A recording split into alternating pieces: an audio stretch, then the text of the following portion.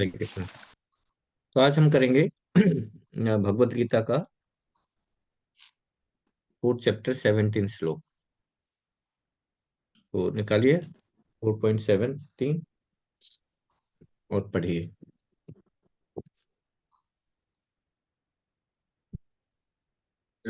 मैं पढ़ूं प्रभु जी।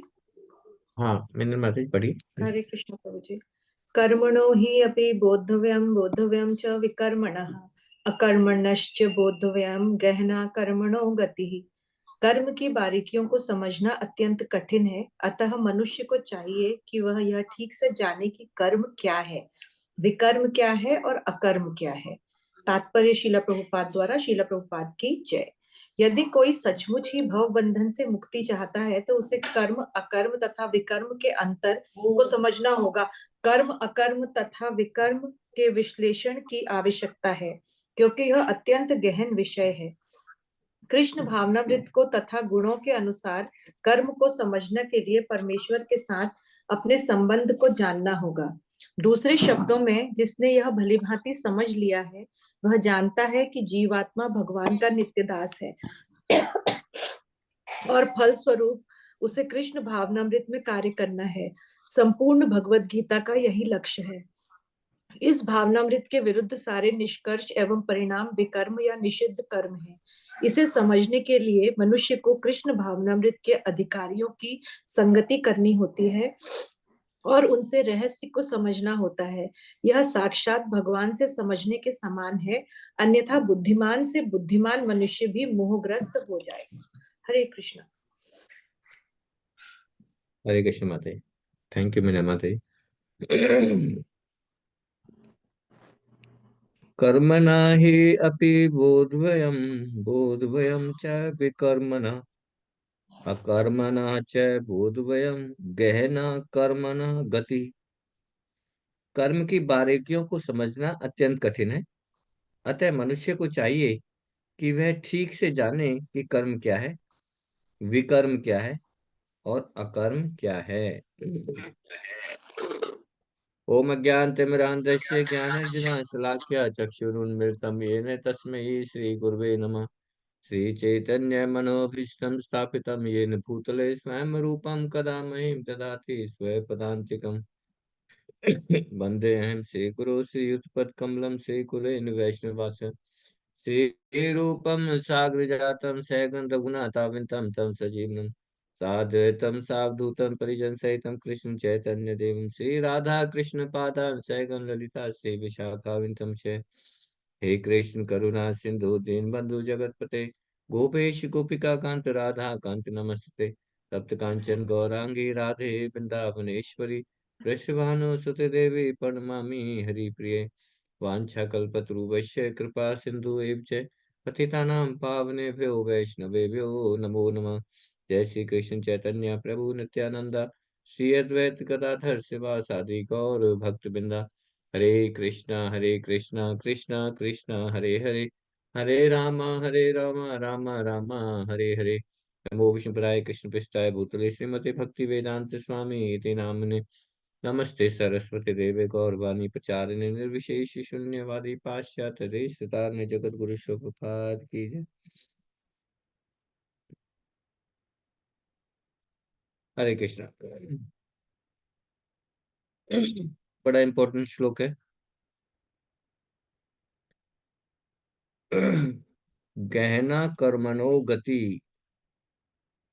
इस कर्मों की जो गति है, कर्म की जो बारीकियां हैं, वो कर्म जो इतना बारीक है, इतना सबटल है कि इसको समझना बड़ा मुश्किल है।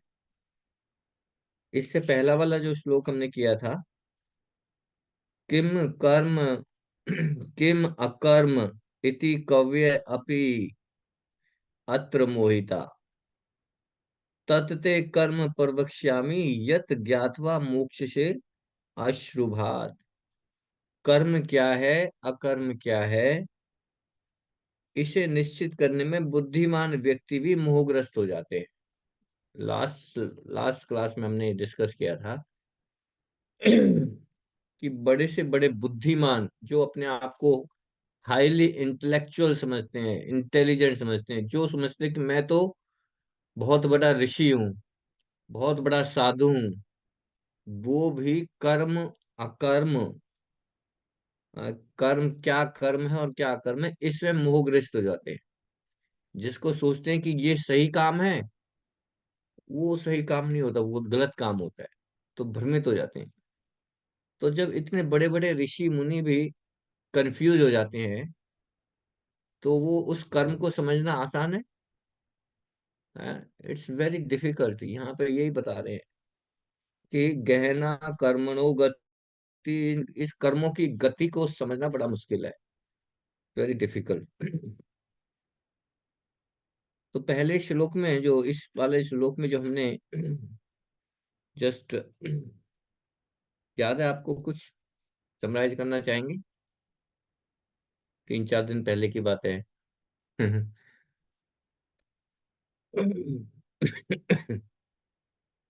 इसमें हमने पिछले श्लोक में डिस्कस किया था कि क्या कर्म है, क्या अकर्म है ना, और क्या विकर्म है, ये हमने डिस्कस किया था।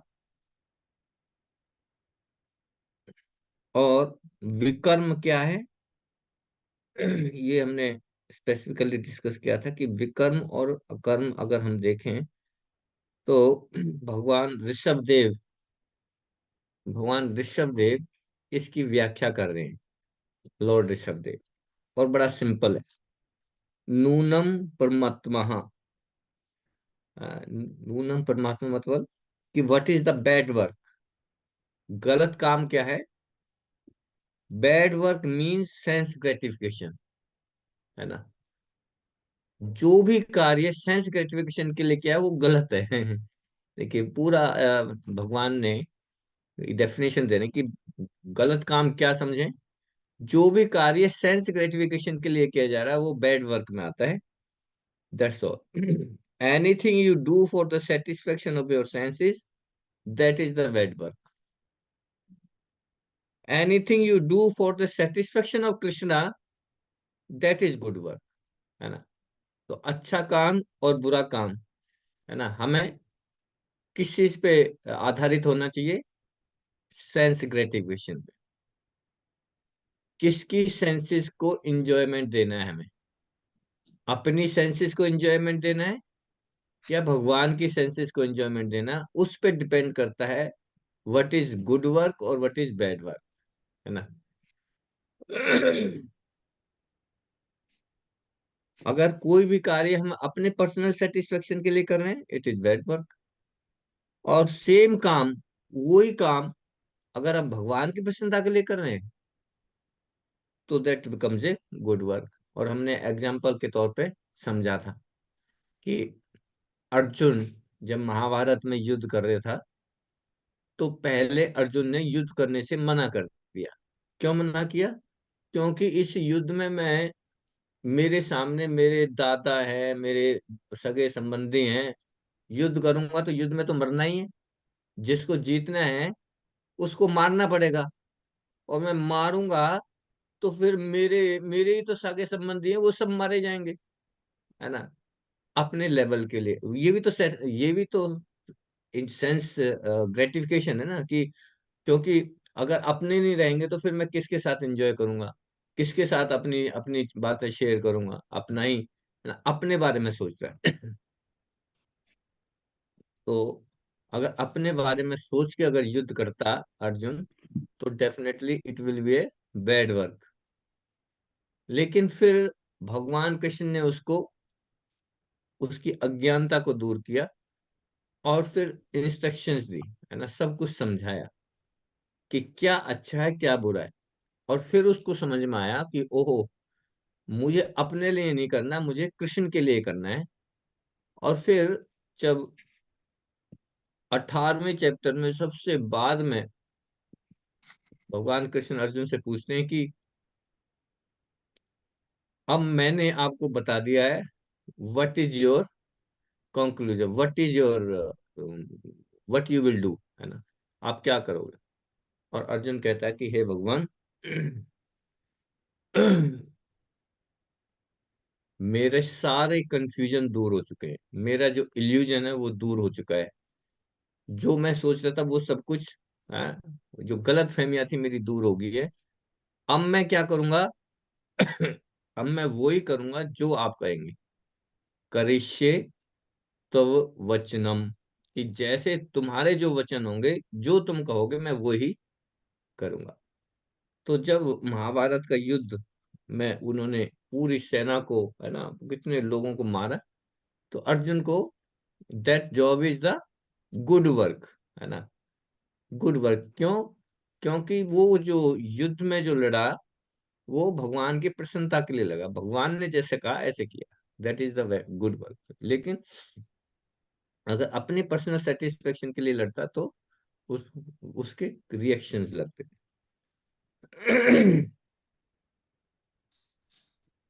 और हमने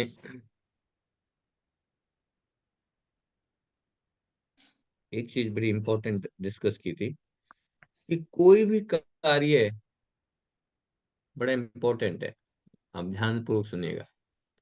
कोई भी कार्य का अगर टेस्ट करना है, कोई भी कर्म कर रहे हैं और उसको टेस्ट करना है कि इट इज गुड वर्क और bad work, what is the perfection of my work, है ना। किसी जॉब, किसी कोई भी काम की जो बिल्कुल जो टॉप मोस्ट पोजीशन है, वो उसका टेस्ट क्या है? उसका टेस्ट के लिए श्रीमद् भागवतम में एक श्लोक आता है, जो हमने पढ़ लिया, फर्स्ट कैंटो का सेकंड चैप्टर, 13 श्लोक। स्वनुस्तस्य धर्मस्य संसिद्धिर हरितोषणम, ये श्लोक है श्रीमद् भागवत। स्वनुस्तस्य धर्मस्य समसिद्धिर हरितोषम, समसिद्धिर हरितोषम का मतलब क्या है? कि जिस चीज से, जिस कार्य से कृष्णा प्रसन्न हो रहे हैं, हरितोषणम, है ना, हरितोषणम माने भगवान जिस कार्य में, जिस चीज से भगवान प्रसन्न हो रहे हैं, है ना, वो कार्य परफेक्ट है, उसमें कोई वो नहीं है। चाहे कोई भी कार्य, वट एवर, मान लो किसी चीज को कोई ऐसा लग रहा है कि अनएथिकल भी है ना, लेकिन वो कार्य गुरु की, गुरु और कृष्णा की प्रसन्नता के लिए किया जा रहा है, तो दैट अनएथिकल कार्य भी क्या बन जाता है? That becomes the good work. क्योंकि जो जो मेन पॉइंट है वो है हरि तोषणम। उससे भगवान को प्रसन्न होना चाहिए।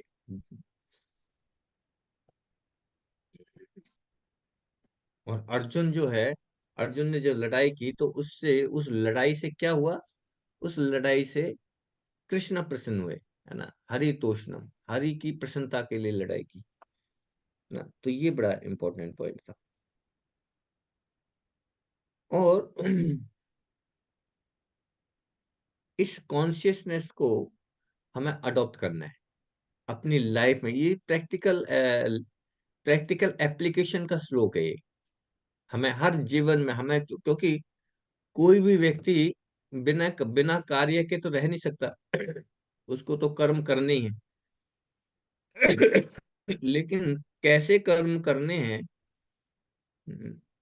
वो उसकी पराकाष्ठा इस श्लोक में दी हुई है कि ऐसे कर्म करने जिससे कृष्ण प्रसन्न होने चाहिए, है ना?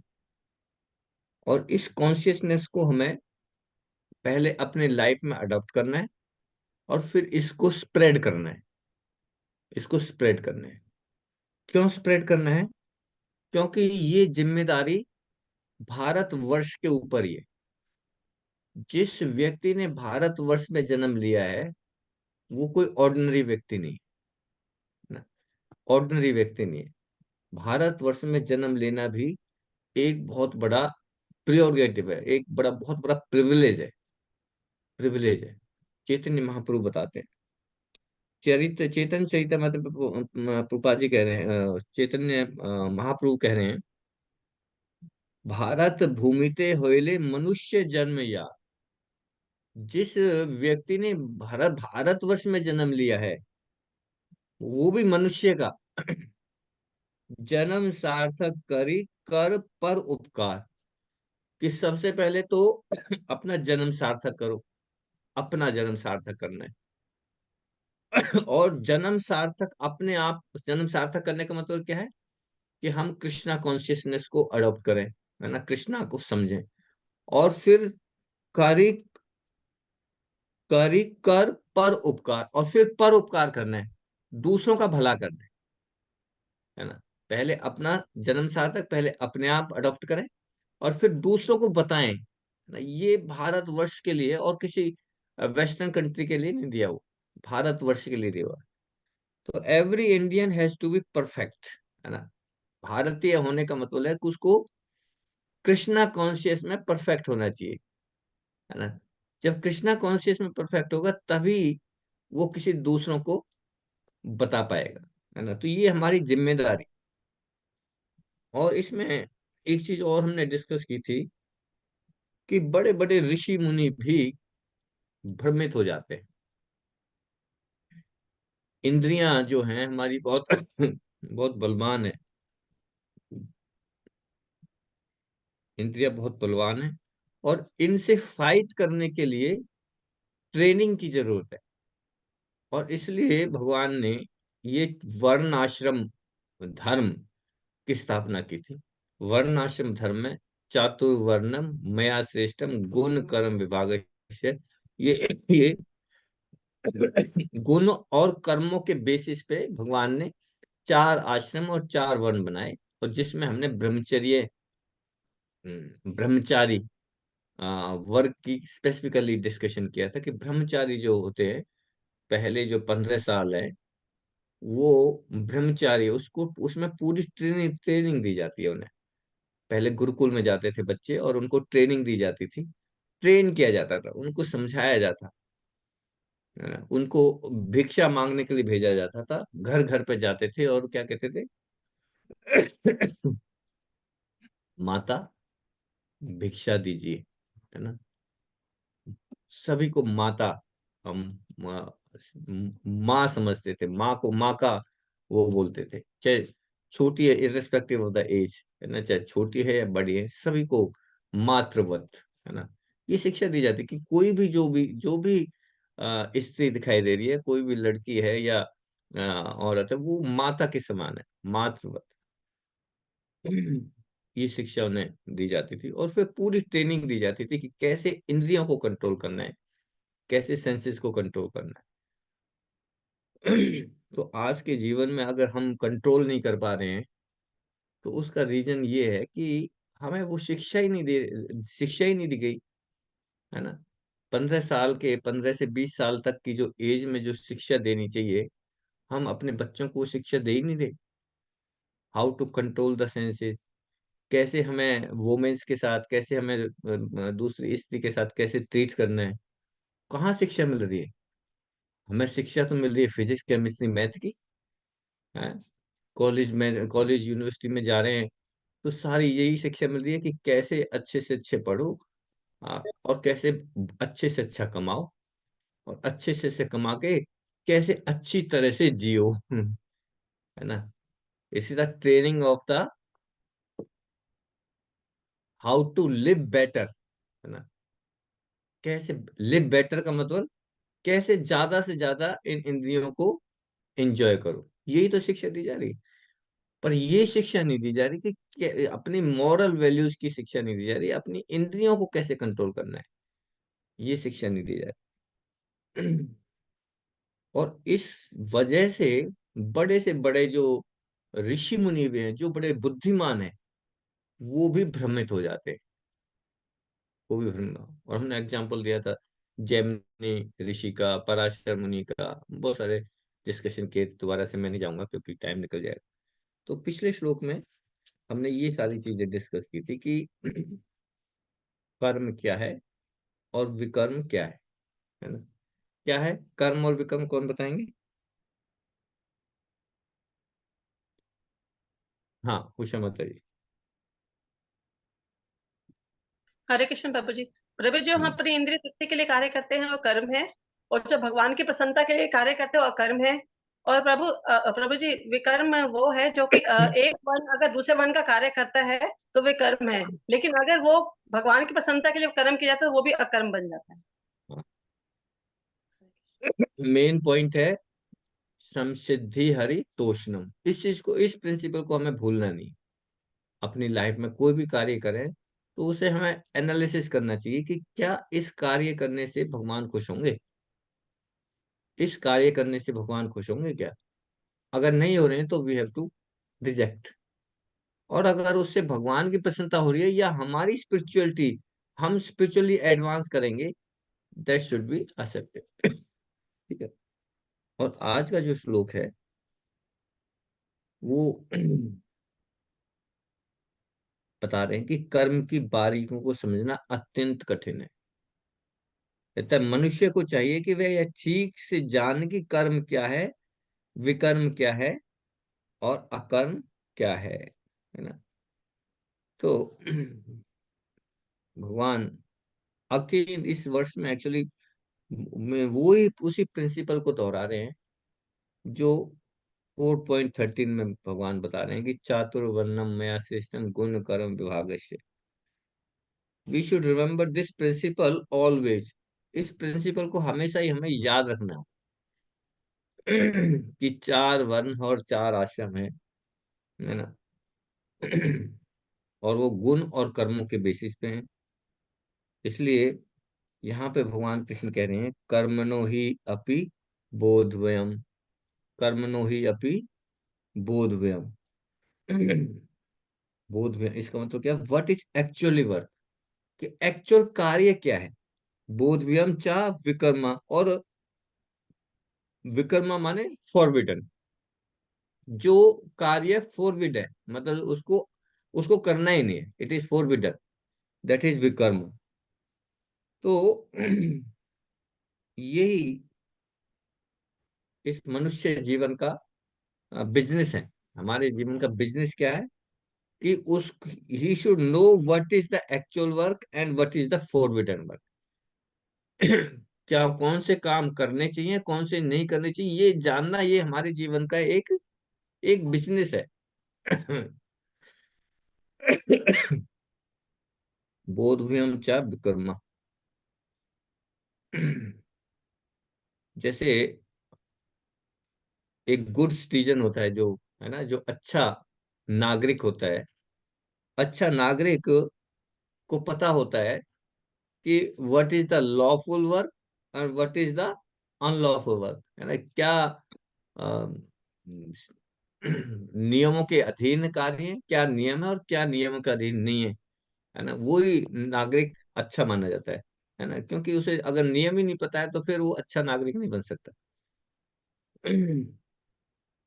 और जो लॉफुल वर्क है, जो नियम है, जो जो लॉ बनाए हुए हैं हमारे देश में, उस लॉ को जो फॉलो करता है वो अच्छा व्यक्ति है। और जो लॉ को फॉलो नहीं करता है वो बुरा व्यक्ति है ना।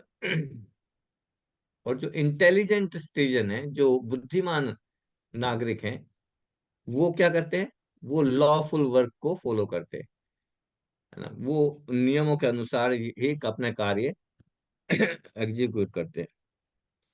और जो नियमों का पालन नहीं करते, वो कौन होते हैं, वो कौन होते हैं, दे आर विक्रम। क्रिमिनल्स, है ना। उनको बोलेंगे क्रिमिनल्स हैं, है ना। हाँ। नियमों की धज्जियां उठाते हैं, उनको बोलते हैं क्रिमिनल्स। और फिर जब जब नियमों की धज्जियां उड़ती हैं, जब नियमों का पालन नहीं करते, तो फिर then he has to police. Suffer, है ना। उसको सफर करना पड़ेगा, है। पुलिस पकड़ेगी और जेल में डालेगी। क्योंकि जो हमारे देश के कानून है उसमें तो हम किसी को चीटिंग भी कर सकते हैं, है ना। कोई क्राइम कर दिया और पुलिस को धोखा दे दिया, है ना। या जो जो सबूत हैं, जो प्रूफ हैं, उनको तोड़ मरोड़ दिया। कोर्ट के सामने क्राइम तो किया है, लेकिन कोर्ट के सामने बड़े बड़े वकीलों ने उल्टी तरह से उसको पेश करके और उसको बच गया, है ना। तो हम यहाँ पे तो कर सकते हैं कि कभी कभी हाइड हो जाते हैं, लेकिन you can not hide yourself from the विकर्म, जो जो जो देव है, जो इसके जो देवता है, जो इन कर्मों को का अकाउंट रखते हैं, एक्शंस और एक्शन जितने भी कर्म है उनका जो अकाउंटेंट है, उनको आप धोखा नहीं दे सकते, है ना। You can not hide your self, क्योंकि दैट इज नॉट, क्यों? क्योंकि वो जो है, जो विटनेस है, वो कौन है? वो स्वयं भगवान है।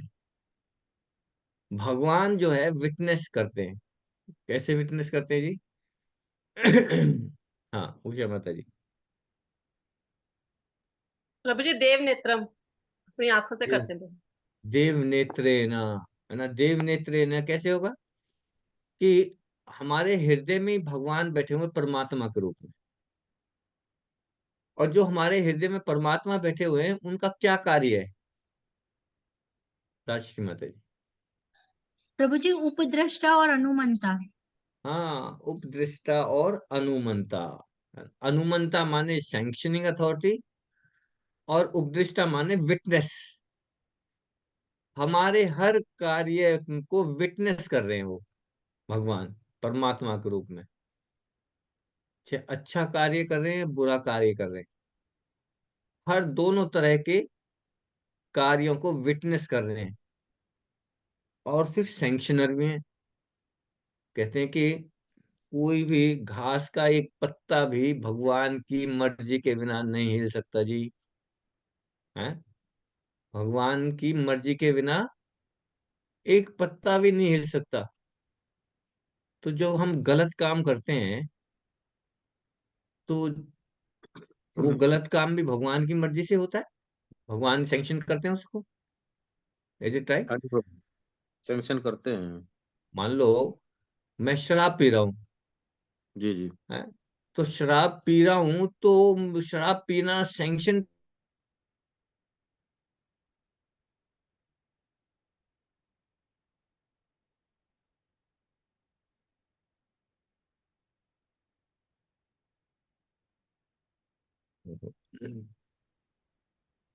मेरी आवाज आ रही है मतलब? हरे कृष्णा प्रभु जी, आ रही है प्रभु हाँ। जी अब। तो कोई भी गलत कार्य कर रहा हूं, तो क्या उसको भी भगवान ने सैंक्शन किया है? तो हाँ जी फिर कोई प्रभु जी। कह सकता है किया है, भगवान सैंक्शन करते हैं। हाँ जी प्रभु जी। यस। तो फिर कोई कर सकता है जी, फिर मेरी मेरी क्या गलती है? भगवान ने सैंक्शन कर दिया, भगवान को जिम्मेदारी सैंक्शन नहीं ही नहीं होती। करना चाहिए था। तो मैं क्यों गलत काम करता? भगवान ने सैंक्शन किया इसलिए मैंने गलत काम किया। मुझे चोरी करनी थी, पैसे की जरूरत थी, भगवान ने सैंक्शन किया, मैं चोरी करने लगा। तो भगवान सैंक्शन अगर नहीं करते तो मैं चोरी क्यों करता? भगवान की गलती है। हाँ जी, नहीं सुनीता प्रभु जी, माता जी। प्रभु जी हरे कृष्णा प्रभु जी। हाँ, अशोक चावला को बताइए। प्रभु जी भगवान सैंक्शन करते हैं लेकिन उसकी जिम्मेवारी नहीं लेते। भगवान कहते हैं उसके जिम्मेदारी? अच्छा, तो किसी चीज की जिम्मेदारी नहीं लेते भगवान? बुरे कर्म की जिम्मेदारी नहीं लेते प्रभु जी। अच्छे कर्म की? अच्छे कर्म तो भगवान अच्छे अपने कर्म की ऊपर, लेते हैं। जो जो भगवान के लिए खुशी के लिए काम किया जाता है वो तो भगवान अपने ऊपर ले लेते हैं सब कुछ। हाँ, बिल्कुल ठीक है। तो हालांकि कोई भी कार्य भगवान की मर्जी के बिना नहीं हो सकता। तो अगर आप देखें कि जब भी हम कोई गलत काम करते हैं तो हमारे अंदर से आवाज आती है कि नहीं नहीं, ये गलत है ना, गलत है। लेकिन फिर भी हम करना चाहते हैं, नहीं नहीं, मुझे करना है, मुझे करना है। तो फिर भगवान कहते हैं कि करना है तो ठीक है, करो, but do it your on risk, है ना। Do it your on risk. जैसे हम कई बार एग्जाम्पल देते हैं पेशेंट का, है ना। डॉक्टर कहता है कि नहीं, आपको और 3-4 दिन और रुकना है, और उसका जो अटेंडेंट है वो कहता है नहीं, मैं तो ठीक हूँ, है ना। ये डॉक्टर जो है ना, पैसे कमाने के चक्कर में और 4 दिन रखना चाहता है, मैं तो अभी ठीक हूँ। एंड डॉक्टर कहता है कि नहीं नहीं, अभी आपको रुकना है। तो फिर मानता नहीं है तो क्या कहते हैं डॉक्टर, ओके लिखो इस पे, पेपर पे लिखो।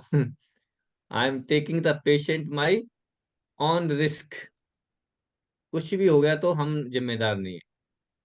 तो सैंक्शन कर दिया, ठीक है लेके जाओ। ऐसे ही भगवान भी सैंक्शन कर देते हैं।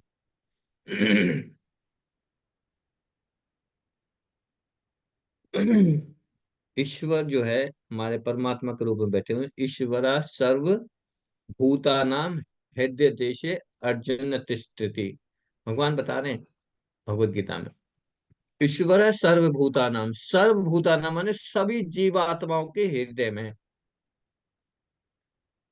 हृदय देशे अर्जुन तिष्ठति है अर्जुन, मैं सभी जीवात्माओं के हृदय में बैठा हुआ हूं, है ना। और हिज जॉब इज अनुमंता एंड अपदृष्टा।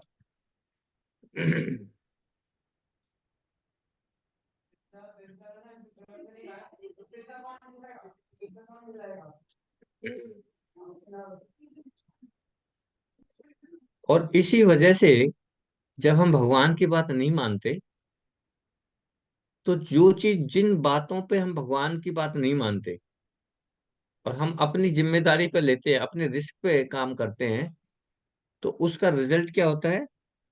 उसका रिजल्ट ये होता है, we have to suffer the reactions, है ना। उस कार्य के जो रिएक्शंस है वो हमें सफर करने पड़ेंगे, है ना। और उस कार्य के रिएक्शंस क्या होंगे? हमें दूसरा जेल। शरीर लेना पड़ेगा, दूसरा जन्म लेना पड़ेगा, ये रिएक्शन है। दूसरा शरीर, उसके जो फल हैं वो हमें भोगने पड़ेंगे, और फल भोगने के लिए हमें जन्म लेना पड़ेगा। इसलिए हमें अलग अलग तरह की, डिफरेंट तरह की बॉडीज, हमें शरीर लेना पड़ता है। तो शास्त्र में बताया, कर्म देव नेत्रेण जंतु देहोपत्य पते पपत्ये। कर्मन देव नेत्रेण, कि जंतु माने जीवात्मा, इन जीवात्मा को जो दूसरा शरीर मिलता है वो कैसे मिलता है? कर्म देव नेत्रेना, की जो देवता इसको विटनेस करते हैं, इन कर्मों को, कर्मों के बेसिस पे आपको दूसरा शरीर दिया जाता है। और ये अलग अलग तरह के शरीर होते हैं, है ना। डिफरेंट बॉडी, जैसे हम लोग यहाँ पे बैठे हुए हैं। कुछ माता हैं, कुछ प्रभु जी हैं, और हर माताओं की, हर प्रभु जी की का जो बॉडीली स्ट्रक्चर है वो डिफरेंट है। कोई सुंदर है, कोई ज्यादा सुंदर है, कोई कम सुंदर है ना। किसी में क्या नुक्स है, किसी में क्या अवगुण है ना। हर एक का जो बॉडी है वो डिफरेंट टाइप की है। और वो डिफरेंट टाइप की बॉडी कैसे मिली हुई है? According to the karmas, according to the reactions. और उन रिएक्शंस को कौन देख रहे हैं? देव नेत्र, ना देवता अपने नेत्रों से देख रहे हैं। हर हमारा एक्शन, हमें कितनी इंटेलिजेंस मिली है, कितना, कौन सी स्किल मिली है, कितनी ब्यूटी मिली है, कितनी हमें पावर है, कितनी हमारी स्ट्रेंथ है, that all depend over karmas. कितना, यहाँ पे यही तो कह रहे हैं, कर्मों की जो गति है गहन है, बहुत बड़ी बारीक है। हम समझ नहीं पा रहे हैं। कोई कहता है अरे देखो ये तो फुटपाथ पे सो रहा है, इसमें अकल ही नहीं है बिल्कुल भी। हमारे अंदर अकल है, उसके अंदर अकल नहीं, क्यों है? Why? According to the karmas. कैसे कर्म किए हैं, उन कर्मों के बेसिस पे बॉडी मिल रही है हमें, इंपॉर्टेंट है। अलग अलग तरह के फीचर्स हैं, है ना। और ये ह्यूमन सोसाइटी में नहीं, सारी जीव आत्माओं में, सब पक्षियों में, पुरुषों पक्ष उसमें जीव आत्माओं में, जितनी भी पशु पक्षी हैं, सब में, सबका डिफरेंट टाइप की बॉडी मिलेगी आप। It is all our karmas. और इस नियमों को हम स्टडी नहीं कर सकते, नियम को जान ही नहीं पाते, क्योंकि ये बहुत ही सब्टल है। इसलिए कहते हैं कर्मों के जो वो हैं, action and reactions are very subtle, सूक्ष्म है। सूक्ष्म माने दिखाई नहीं देते हमें, हमें दिखाई नहीं देते।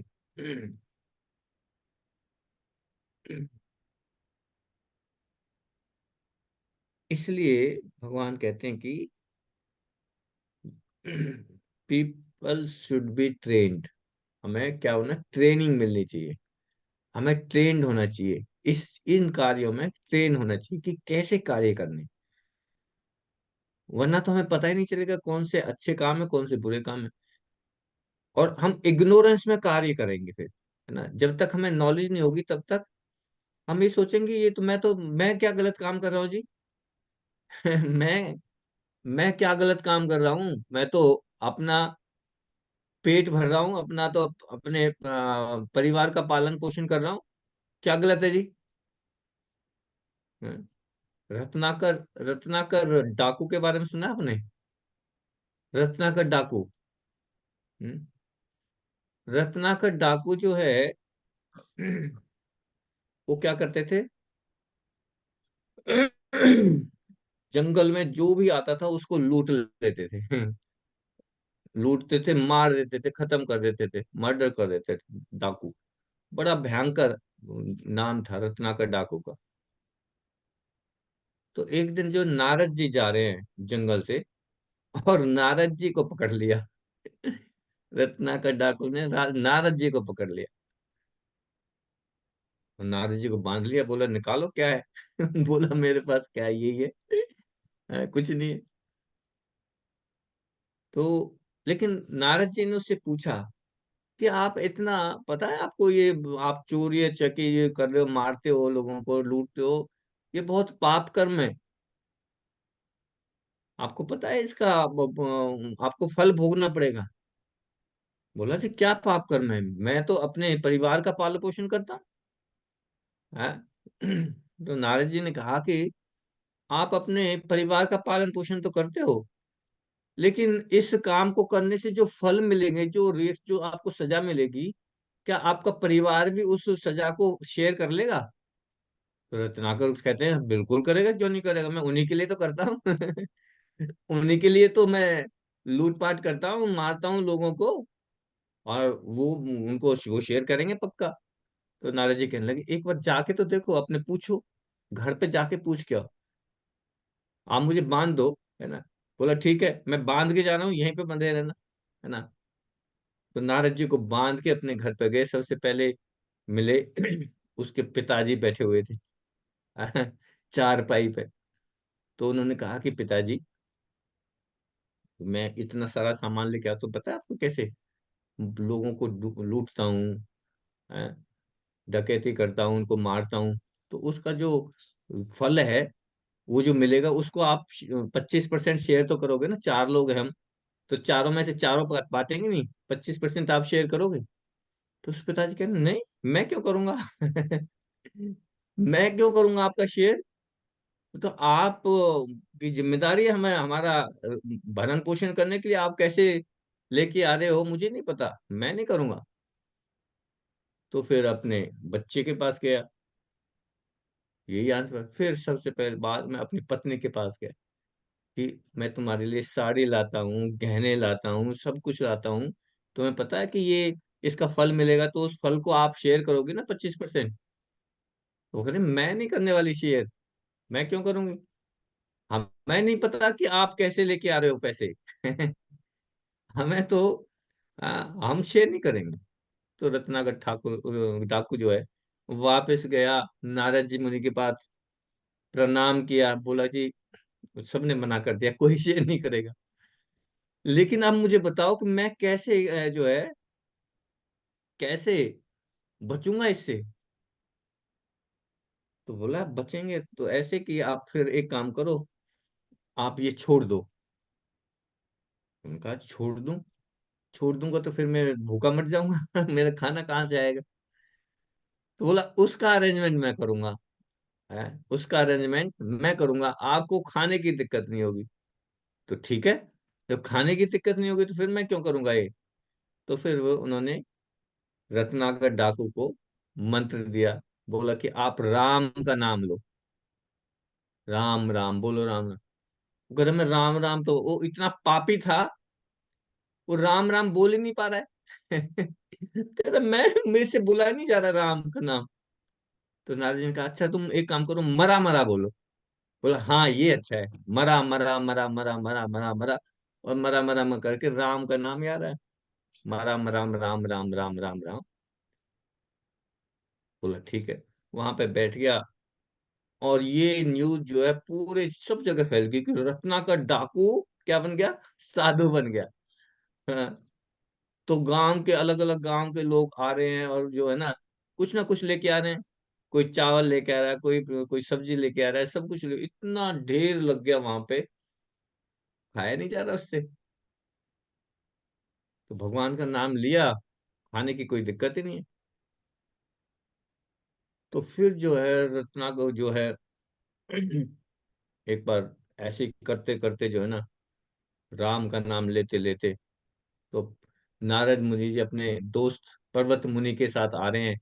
और उन्होंने बोले चलो उस जंगल से चलते हैं, वहां पे एक अपना शिष्य है, उसको देखते हैं क्या कर रहा है। तो नारद मुनि और पर्वत मुनि जब आए, तो उसने बाद उन्होंने देखा रत्नाकर ने कि ओह मेरे गुरु आ रहे हैं।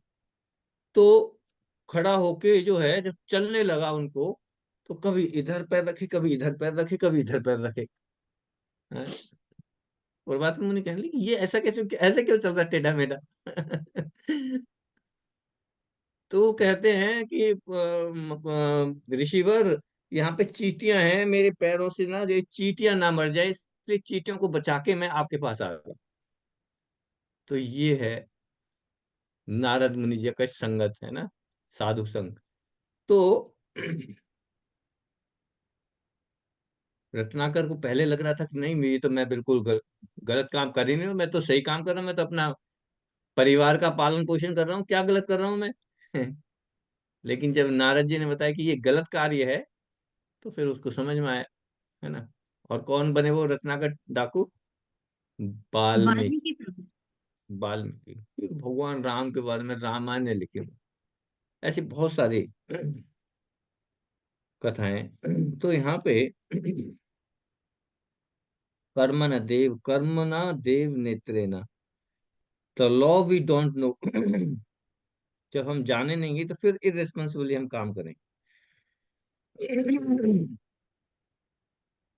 इसलिए भगवान कह रहे हैं कि इनको ट्रेन करना चाहिए।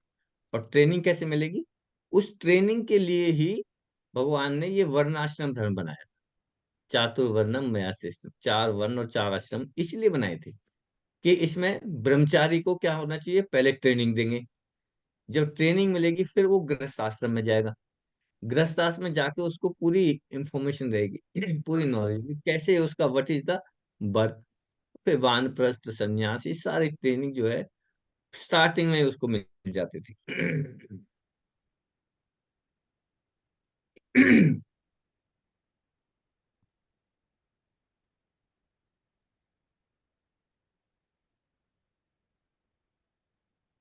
तो इसके लिए हमें गाइडेंस की जरूरत है ना। गुण कर्म विभागस्य, इन कर्मों को किस तरह से करना है उसके लिए हमें गाइड की जरूरत है।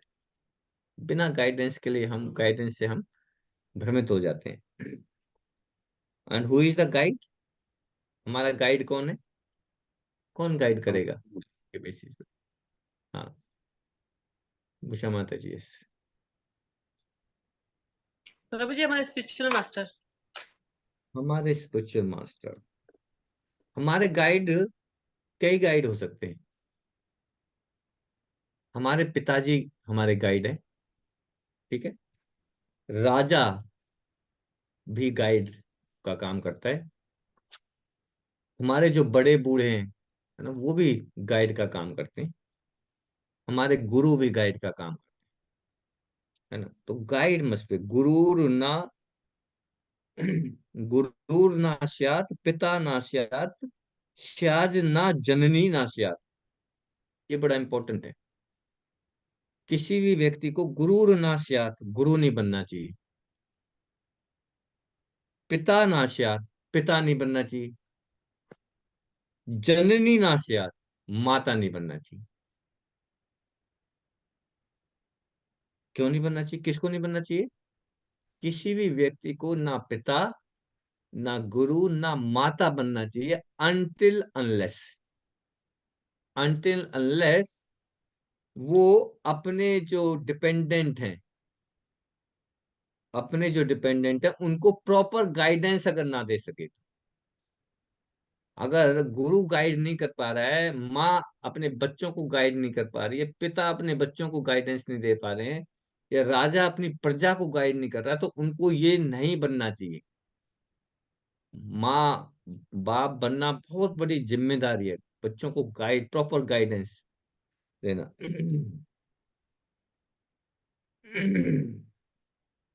और ये जो गाइडेंस है, ये जो लॉ है, ये मॉडर्न एज में खत्म ही हो गया, किसी को पता ही नहीं, है ना।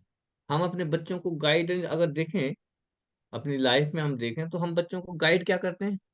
अच्छा कैरियर कैसे बनेगा, है ना, तुझे डॉक्टर बनना है, तुझे इंजीनियर बनना है, तुझे ये करना है, वो करना है, यही तो गाइडेंस करते हैं।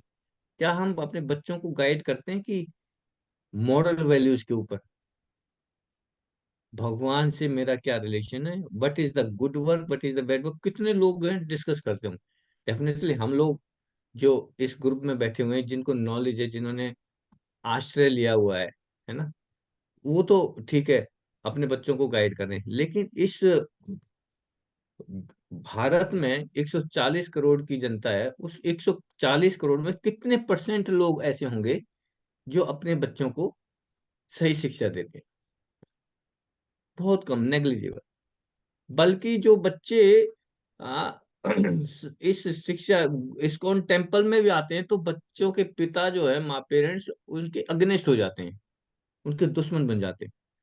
कहाँ जा रहा है? इस्कॉन में? इस्कॉन में नहीं जाना।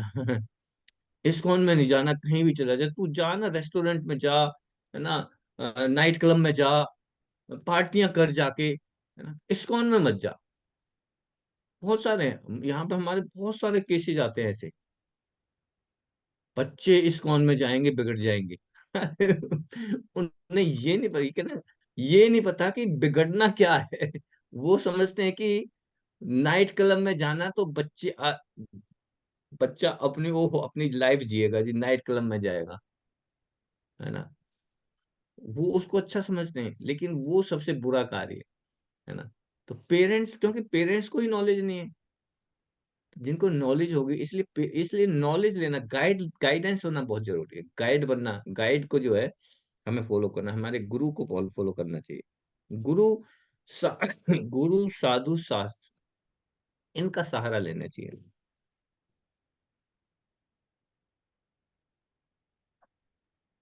इसलिए शास्त्र कहते हैं कि if you don't know what is the aim of life, you should not become a guru. अगर आपको ये नहीं पता कि हमारे जीवन का लक्ष्य क्या है, तो आपको गुरु नहीं बनना चाहिए। You should not become a father, आपको एक पिता नहीं बनना चाहिए। You should not become a mother, जननी नहीं बनना चाहिए। And what is the aim of our life? क्या है हमारे जीवन का लक्ष्य क्या है? क्या है हमारे जीवन का लक्ष्य? Back to Godhead. Back to नो मोक्षाद या संपुता मृत्युम, इस जन्म मृत्यु के चक्र से छूट जाना, है ना, मोक्ष प्राप्त कर लेना। मोक्ष का मतलब क्या है? जन्म मृत्यु के चक्र से छूट जाना, यही हमारा aim है। तो हम प्लानिंग करते हैं अपनी लाइफ में, अलग अलग तरह की प्लानिंग करते हैं ना, कि अपनी हैप्पीनेस के बारे में, कि मुझे खुशी कैसे मिलेगी, है ना, ये प्लानिंग बहुत सारी प्लानिंग करते हैं। But where is the planning for stopping your death? क्या आपने प्लानिंग किया है अपनी मृत्यु को स्टॉप करने के लिए, है ना? हम अपनी प्लानिंग तो करते हैं बहुत सारी, अच्छा कैरियर, अच्छा बिजनेस, सब कुछ के लिए, कि मुझे खुशी कैसे मिले, क्या हमने प्लानिंग की है कि मैं इस मृत्यु को कैसे रोक सकता हूँ? अपनी मृत्यु को बार बार जन्म लेना, बार बार मृत्यु को रोकने की प्लानिंग मैंने किया है क्या? We did not. This is the ultimate goal of our life. ये मनुष्य जीवन का लक्ष्य है, ये कि ये प्लानिंग करना कि how I can stop the repetition of birth and death. जन्म मृत्यु के चक्कर में फंसना ही नहीं, ये चक्रव्यूह है। जन्म मृत्यु जरा व्याधि, जन्म मृत्यु जरा व्याधि, इस चक्रव्यूह से निकलना ही ये मेरे जीवन का लक्ष्य है। Therefore we have to repeatedly, है ना, बार बार बार बार मुझे पूछना चाहिए।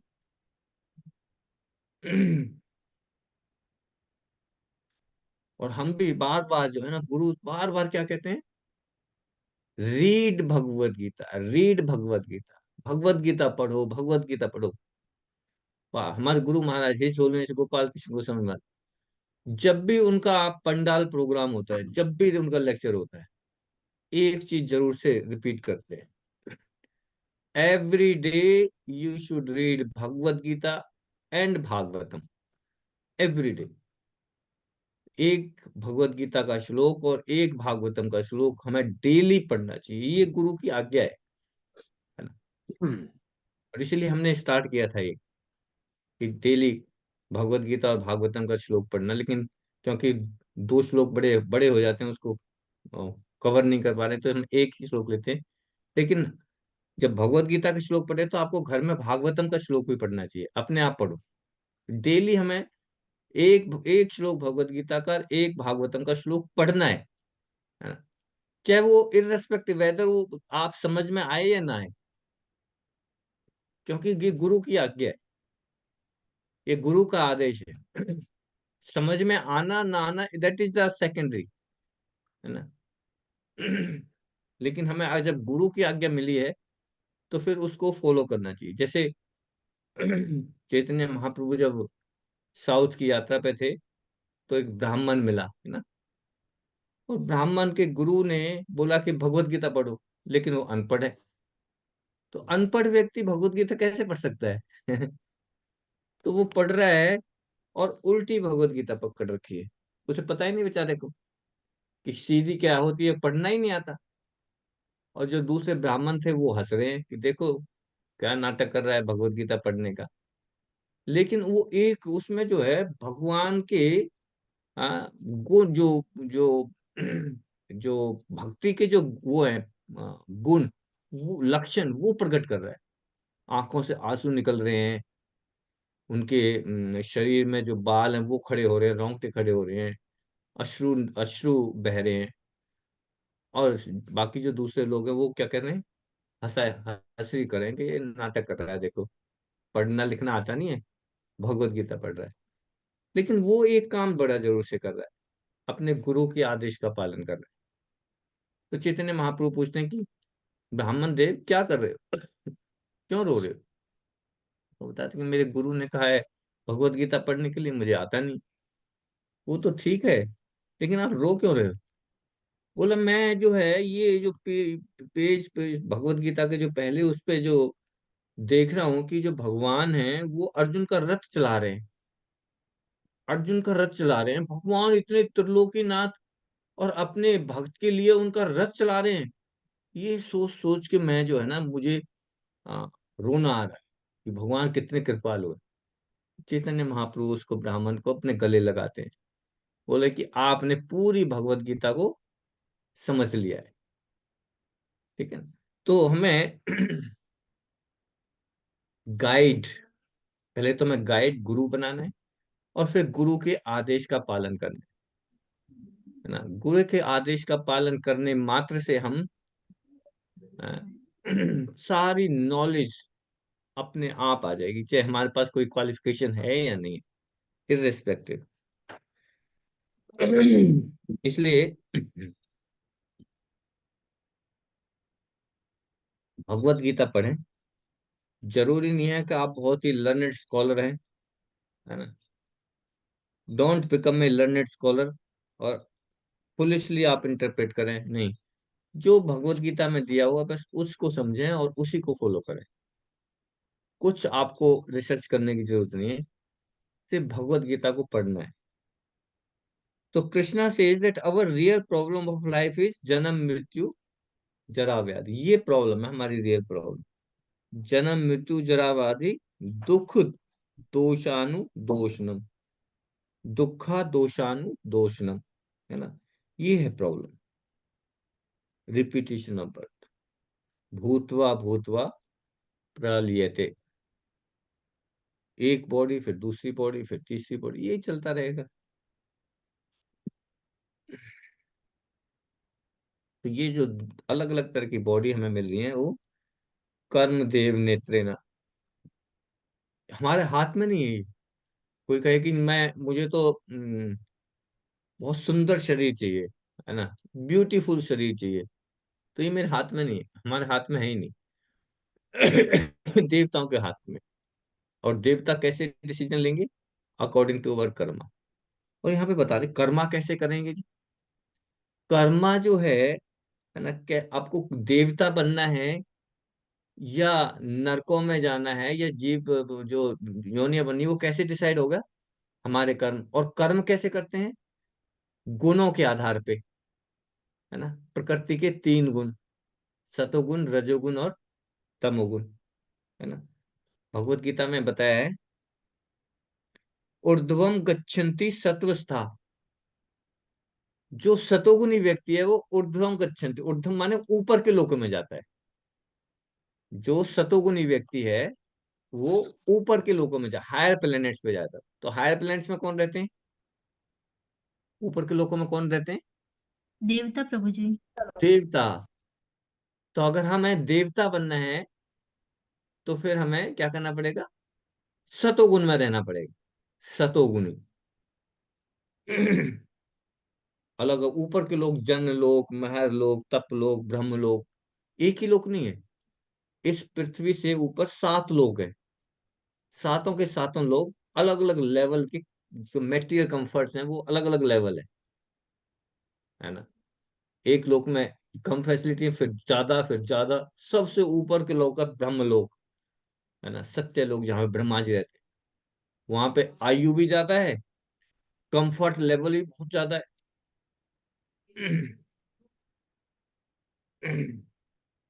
और क्या है?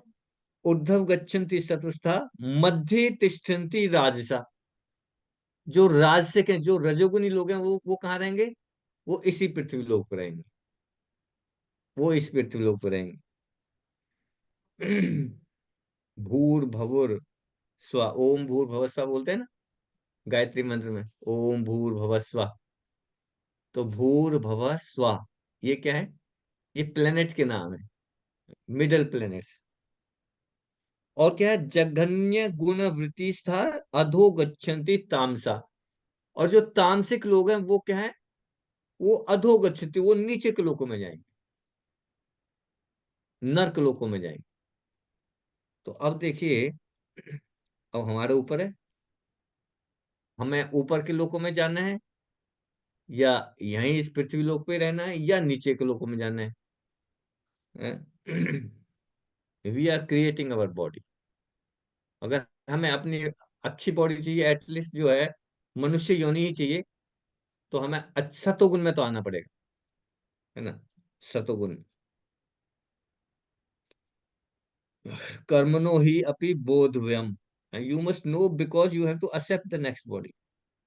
ये नहीं कह सकते कि ना दूसरी बॉडी कैसे मिलेगी जी। ये बॉडी खत्म होते ही सब कुछ खत्म। ये शरीर खत्म हो गया जी, शरीर जल गया, फिर कौन सा शरीर बचा जी। कहते हैं ना, जो नास्तिक लोग हैं वो क्या कहते हैं? भस्मीभूत स्वा, भस्म हो गया जी सब कुछ, अगला शरीर है ही नहीं। ये एथिस्टिक फिलोसफी है।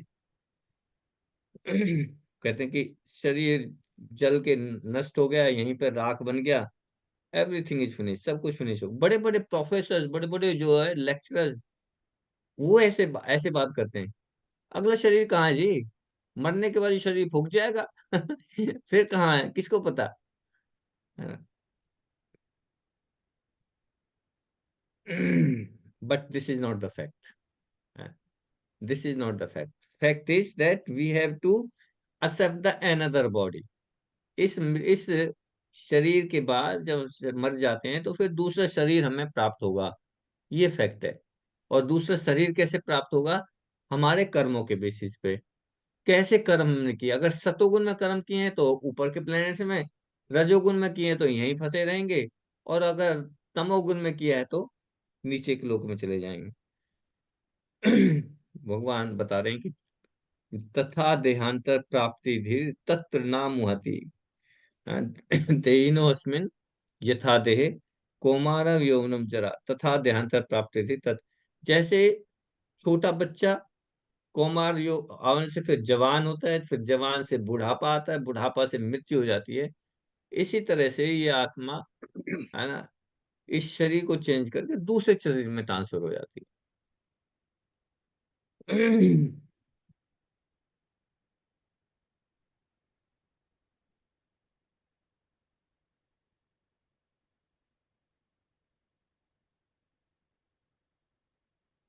और इसके पीछे अथॉरिटी है ना, इसके पीछे भी अथॉरिटी है। ऐसा नहीं है कि रैंडमली शरीर मिलेगा। There is no body but Krishna says there is a body, है ना। और ये बॉडी कैसे मैन्युफैक्चर हो रही है? कर्मदेव नेत्र, है ना, कर्मों के बेसिस पे हो रही है। कर्मों के बेसिस, जैसे कर्म करें उसी तरह का हमें शरीर मिलेगा। कोई गरीब है, कोई अमीर है, कोई बड़ा हाईली इंटेलिजेंट है, कोई पढ़ा लिखा है, किसी में नॉलेज ही नहीं है। ये सारी चीजें किसके बेसिस पे हैं? कर्मों के बेसिस पे जी। कोई आप हम जो है ना जो फिलोंथ्रोपिस्ट हैं, जो जो समाज सेवी हैं, वो क्या करते हैं? देखो जी, गरीब हैं बेचारे, आप लोग जो है ना मंत्रों में इतना पैसा लगाते हो, गरीबों को क्यों नहीं हेल्प करते, है ना? गरीबों को हेल्प क्यों नहीं करते? वो गरीब बनना जो है उसमें भगवान का कोई रोल नहीं है, क्योंकि उसने कर्म ऐसे किए हुए हैं कि उसको जो है उस तरह की बॉडी मिली है। कोई लंगड़ा है, कोई लूला है? कोई ऐश्वर्या राय है? कोई बहुत सुंदर है, कोई बहुत ही कुरूप है। ये सब किस किस बेसिस पे है? कर्मों के बेसिस पे है। सुंदरता भी कर्मों के बेसिस पे है। देखिए, यहाँ पे बता रहे हैं भगवान, कोई सुंदर व्यक्ति है, कोई कम सुंदर व्यक्ति है, that depends on the karmas. तो ये हरे नहीं कहते कृष्णा। भगवान ने बना दिया, देखो भगवान ने मुझे इतना सुंदर बनाया है, उसको बिल्कुल देखो बिल्कुल भी सुंदरता नहीं दी। तो भगवान ने नहीं दी, कर्म देव नेत्र, ना कर्मों के बेसिस पे सुंदरता मिली है। कर्मों के बेसिस पे बॉडी स्ट्रक्चर मिला है। कृष्ण से कर्मणो ही अपि बोधव्यम बोधव्यम चा विकर्मणा। विकर्म माने फॉरबिडन। कौन से कार्य फॉरबिडन है? विकर्म। जो जो फॉरबिडन है वो कार्य हमें नहीं करनी चाहिए।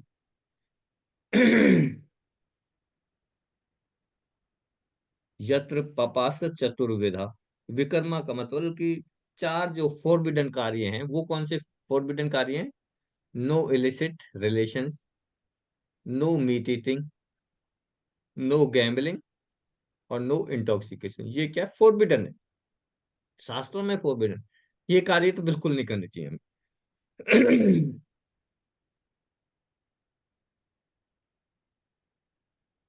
और जो अच्छे कार्य करते हैं उनको रिजल्ट क्या होगा? जन्मीश्वरिया श्रुताश्री। जो अच्छे कर्म करेंगे उनको अच्छे परिवार में जन्म मिलेगा, अच्छी फैमिली में जन्म मिलेगा।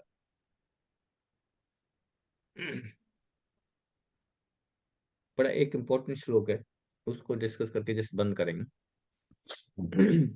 अगर हमें किसी अच्छे परिवार में जन्म लेना है,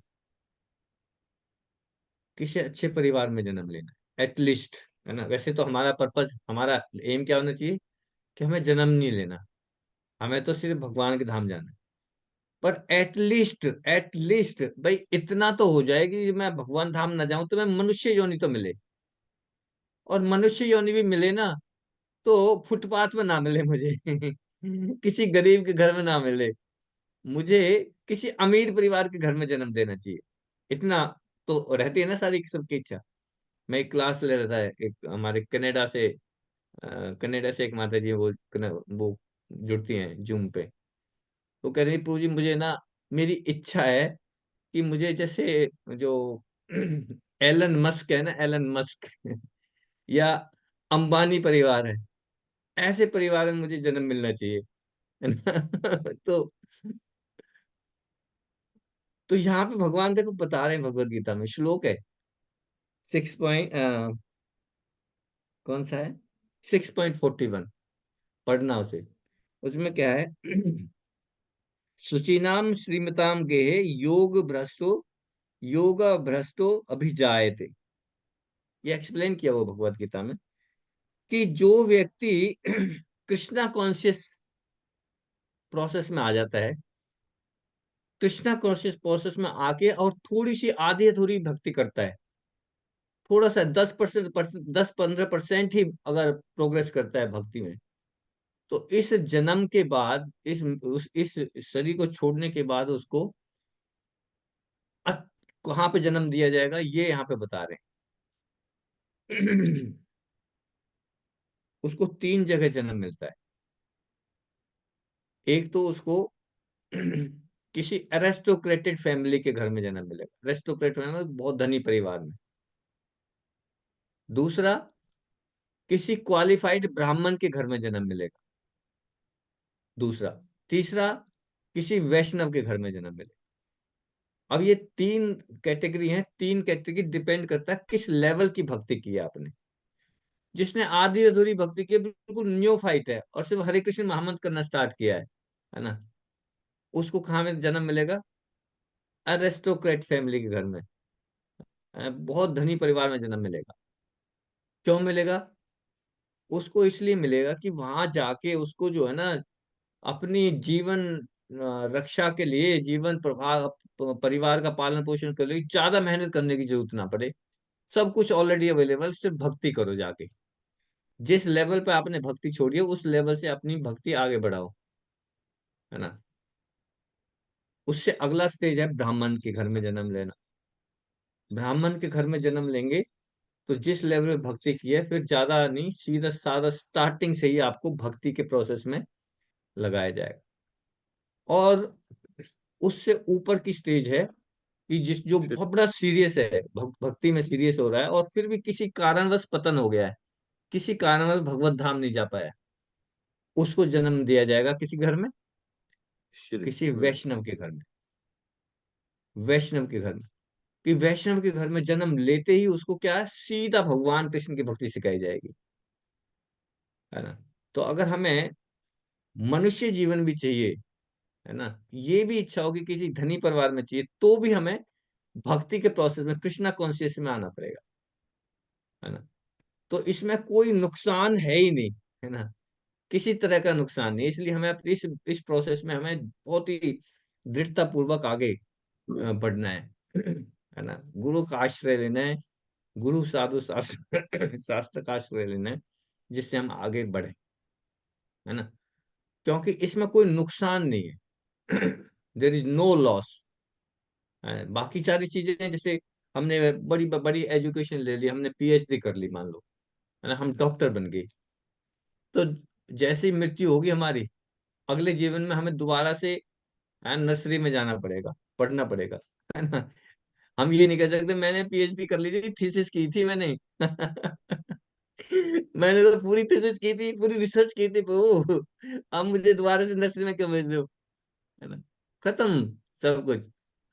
लेकिन ये जो भक्ति में जितना भक्ति में हमने प्रोग्रेस कर लिया, ये भक्ति जो है खत्म नहीं होती, अगले जीवन में भी ये भक्ति वहीं से स्टार्ट हो जाएगी, वहीं से स्टार्ट हो जाएगी। ये है, this is the beauty of the Krishna consciousness, है ना। तो हमें उस कार्य को करना चाहिए जो खत्म ना हो।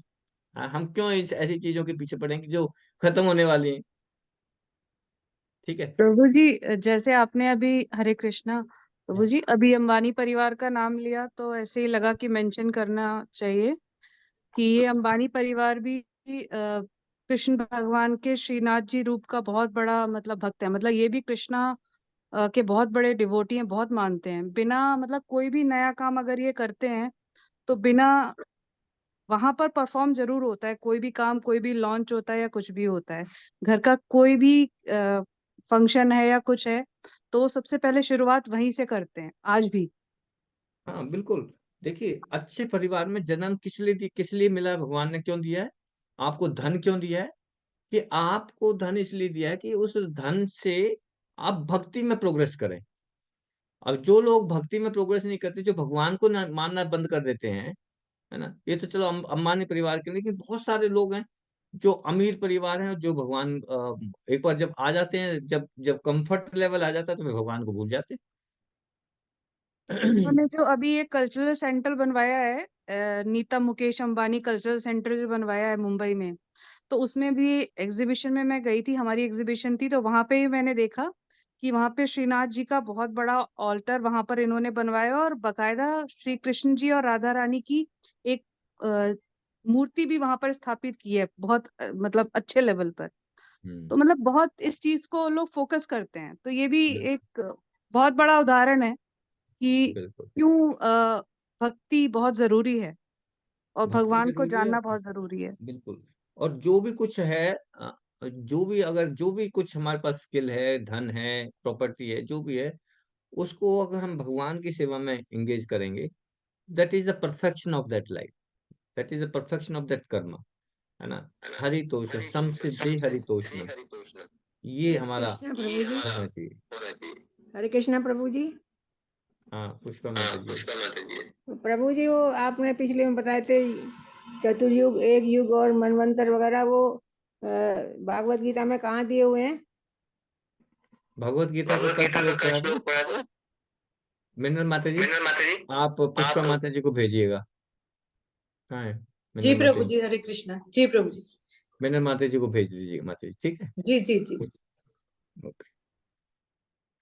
ठीक है माता जी, पूजिश, थैंक यू सो मच। शिला प्रभुपाद की जय। वांछा कल्पतरुभ्यश्च कृपा सिंधु एव च पतितानां पावनेभ्यो वैष्णवेभ्यो नमो नमः। हरे कृष्ण। हरे कृष्णा प्रभु।